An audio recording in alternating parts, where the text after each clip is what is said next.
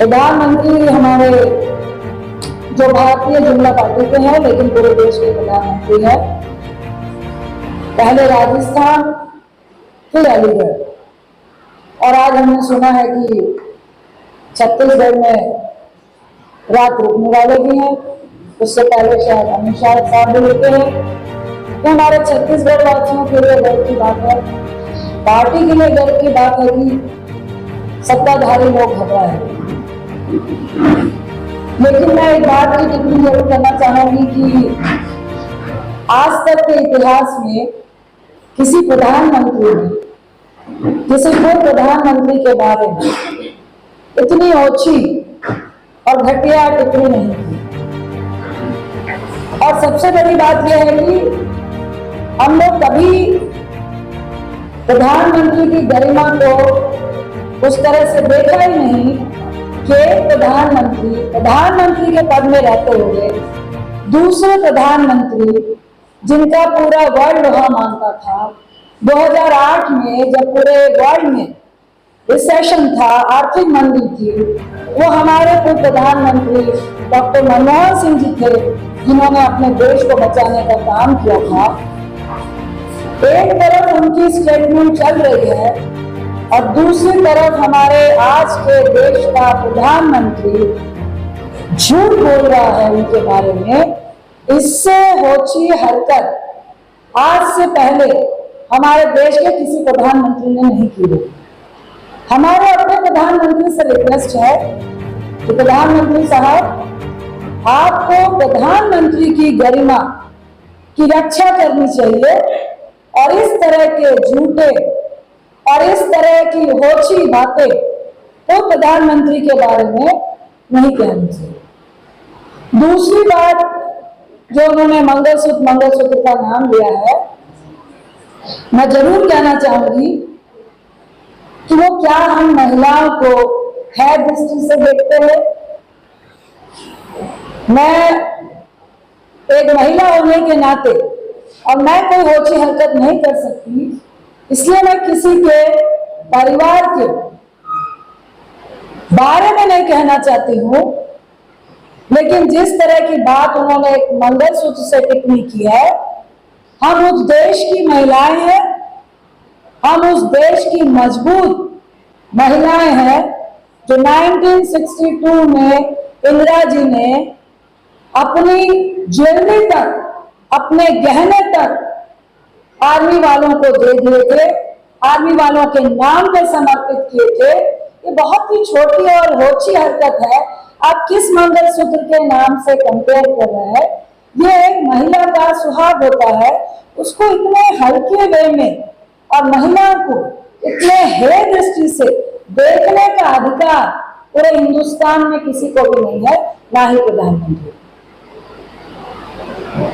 तीसरी बात, आज हम लोग जो कहने आए हैं कि बहुत शर्म की बात है, हम चाहते हैं, कांग्रेस चाहती है, इंडिया गठबंधन चाहता है, रिपोर्ट कार्ड लेकर आइए 2014 से 2024 तक का 10 सालों का। हम कांग्रेस का रिपोर्ट कार्ड लेके चल रहे हैं अपने 55 सालों का। हिम्मत है तो युवाओं को हर साल 2 करोड़ नौकरी क्यों नहीं दे पाए, उसका वाद विवाद कीजिए।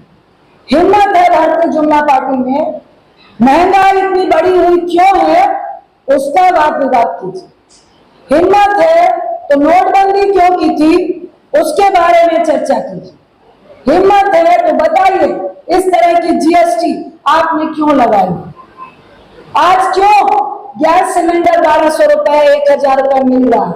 हिम्मत है तो छत्तीसगढ़ में आके बताइए 4 महीने आपको स्टेट में सरकार चलाते हो गए, आप कहकर आए थे हम 500 रुपए में गैस सिलेंडर देंगे, हो गया क्या? हिम्मत है तो बताइए, आप जो एमएसपी की बात कहकर आए थे 3100 रुपए आपको 2 किस्तों में देना पड़ रहा है, आप बताइए ना आप 1 किस्तों में क्यों नहीं दे रहे हैं, जब आपकी गारंटी 4 महीने में इस तरह से हो सकती है। चूंकि अभी लोकसभा का चुनाव है तो इस भारतीय जनता पार्टी की क्या गारंटी है कि 2024 के चुनाव के बाद ये आपका 3100 का भी झुंझुना गायब हो जाए। हम कह रहे हैं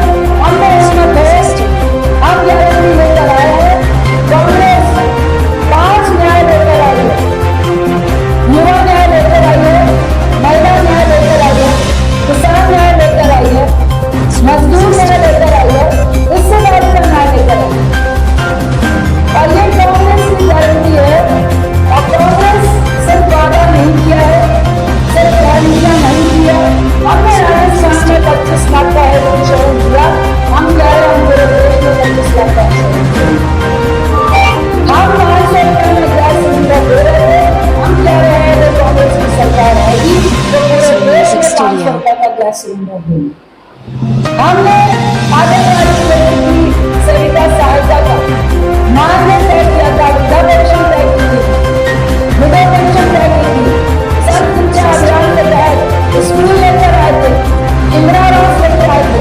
हम कह रहे हैं कि आंगनबाड़ी केंद्र की सेविका सहायता का जो मानदेय है, हमारी सरकार आएगी, कांग्रेस की सरकार आएगी तो हम इसको नहीं दे सकते। आप ये नहीं बता पाए कि 2 करोड़ साथी युवाओं की नौकरी को छोड़िए, आप 1 साल में 1 लाख नौकरी नहीं दे पाए। हम लोग कह रहे हैं कि 30 लाख वेतन सरकारी नौकरियां पड़ी हैं, जिसको आपने 10 साल में नहीं करा, तो हमारे सारे तो पहले काम में जो हमारा पहला काम होगा वो युवाओं को 30 लाख नौकरी देनी है और उसमें भी 50% हमारे बच्चों को, महिलाओं की रिजर्वेशन देनी, तो लोगों को भरोसा होगा। हम कह रहे हैं कि हम न्याय योजना लेके आए हैं महिलाओं के लिए, जो 2029 में 90,000 रुपए थे, यानी महीने का 6,000। हम कह रहे हैं कि अब महंगाई चरम में पहुंच गई है, हम कह रहे हैं हम 1 लाख रुपए महिलाओं को देंगे सालाना, यानी 8,300 कुछ रुपए हम महीना देने के लिए तैयार हैं। तो लोगों को विश्वास होता है। हम कह रहे हैं कि मनरेगा कौन लेकर आया था? कांग्रेस लेकर आई थी। हम मजदूरी दे रहे थे, मिनिमम वेजेस दे रहे थे, 2020 से 30 रुपए आज मनरेगा मजदूर को मिल रहे हैं, जो कम है। हम लोग कह रहे हैं कि अगर कांग्रेस की सरकार आएगी तो मनरेगा का जो वेजेस है उसको हम लोग 400 रुपए करने का काम करेंगे। तो मुझे लगता है कि लोगों को विश्वास होता है। दूसरी तरफ जिस तरह की जुमला पार्टी है और जो अभी रिसेंटली गुजरात में हुआ है, 4 प्रस्तावक को एक दिन पहले ये कहलवा दिया कि वो उनके साइन नहीं है, उसके बाद वो प्रस्तावक गायब हो गए और निर्विरोध एक सांसद चुन लिया गया। ये इस पार्लियामेंट के इतिहास में पहले कभी नहीं हुआ।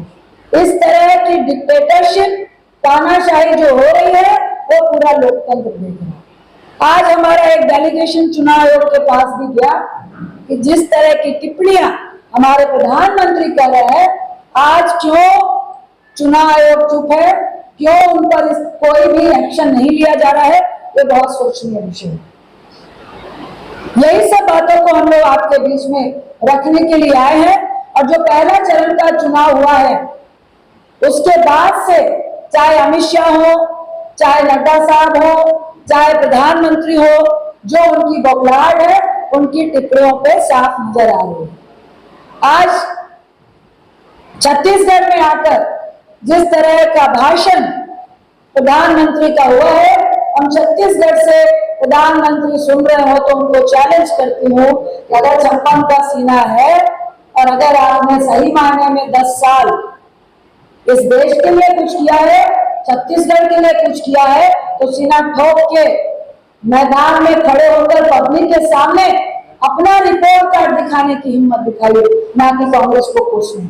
हम कह रहे हैं कि अगर हम लोग आएंगे तो एमएसपी भी बढ़ाएंगे, किसानों का कर्ज भी माफी करेंगे और जो जीएसटी 4 स्लैब है, जो 12, 14, 18, 28% है, उसको हम एक स्लैब में लेकर आएंगे और जीएसटी का सरलीकरण करेंगे। ये कांग्रेस का गारंटी है, वादा है कि ये हम लोग करने जा रहे हैं। एक बात के साथ मैं अपनी बात को खत्म करूंगी, ये लोगों के बीच आपके माध्यम से जा रही है। अभी पिछले सेशन में ये पूरे इंडिया के इतिहास में पहली बार हुआ है कि 150 सांसदों को सदन से बाहर का रास्ता दिखा दिया गया और उसके बाद बहुत अहम बिल जिसमें क्रिमिनल लॉ थे उनको बदल दिया गया, जिसमें हिट एंड रन जो पूरा ट्रक ड्राइवर्स और जितने भी ट्रांसपोर्टेशन वाले हैं सब लोग जाके विरोध कर रहे थे, जिसके कारण कहा गया कि जुलाई तक हम उसको पेंडिंग करते हैं। तो बहुत ही खतरनाक कानून है कि हिट एंड रन में आपको 10 साल की सजा कर दी जाएगी और दूसरी तरफ कह रहे हैं कि आपको जो हिट एंड रन हुआ उसको बचाना पड़ेगा। सपोज ट्रक वाला भाग जाता है और कोई आदमी दूसरे नंबर गाड़ी का नंबर दे देता है, क्या बिना सबूत के आप उसको जेल में डाल देंगे? और एक कानून और उन्होंने पास किया है कि कोई भी व्यक्ति, ये विपक्ष पे अटैक है कि अगर पुलिस की परमिशन के बगैर अगर धरना प्रदर्शन करते हैं तो हम उसको 2 साल की सजा करेंगे। इससे पहले आचार संहिता का कानून है, जिसमें आपको सिर्फ जाके बेल लेनी पड़ती है। ये सरेआम विपक्ष को डराने का कानून लाया गया और सबसे दुखद उस टाइम सदन के भीतर विपक्ष नहीं था। ये सरेआम दिखाया जा रहा है कि कल अगर विपक्ष आपकी नीतियों के खिलाफ अगर डीएम हाउस के बाहर या कमिश्नर के बाहर बैठेगा और आपकी सरकार है, आप क्या देंगे? पुलिस वाले कह दो कि हमने परमिशन नहीं दी है, उठा के जेल में भर्ती करेंगे। आज इसके खिलाफ पूरा इंडिया लड़ रहा है और हमें पूरा विश्वास है कि छत्तीसगढ़ में तो हम जीतेंगे ही जीतेंगे। हम पूरे देश में इंडिया गठबंधन बहुत मजबूती के साथ अच्छी सीटें लाने वाला है। और जो लंबे लंबे वादे कर रहे हैं, जिनका नाम हम भाजपा नहीं कहते हैं, भारतीय जुमला पार्टी है, हम सब का दावा है कि वो 150 के भीतर सिमटने का काम करेंगे और ये उनकी स्टेटमेंट से भी नजर आ रहा है। आप सबका बहुत बहुत धन्यवाद।